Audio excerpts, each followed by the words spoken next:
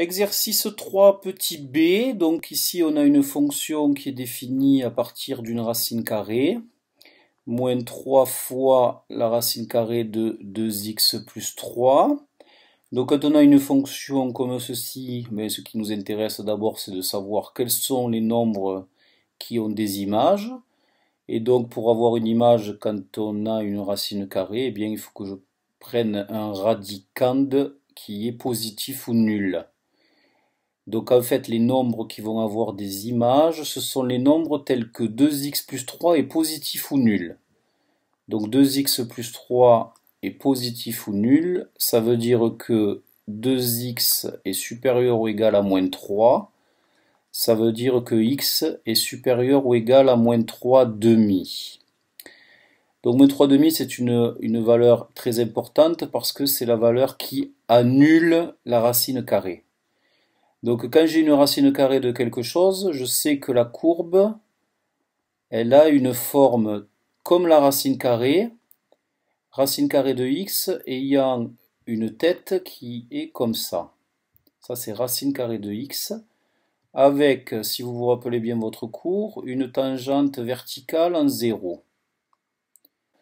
Si je prends la fonction maintenant racine carrée de 2x plus 3, racine carrée de 2x plus 3, eh bien elle va être définie après moins 3 demi.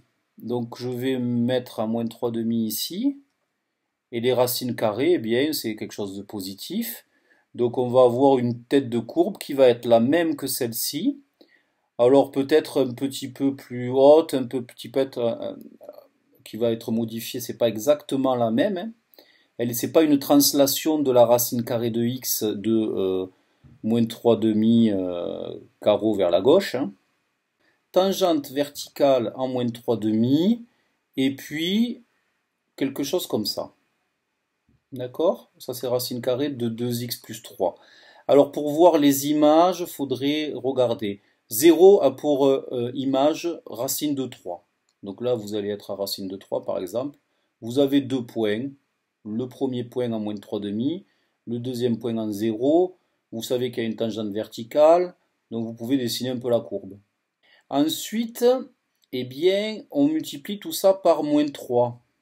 Donc quand on multiplie des ordonnées par moins 3, des ordonnées positives par moins 3, on va se retrouver avec des ordonnées négatives. Et ma courbe du coup, elle va avoir une tête comme ça. Donc ici l'axe des abscisses, ici moins 3 demi. Et à chaque fois que j'ai un point, eh bien, je vais prendre l'opposé et je vais multiplier par 3.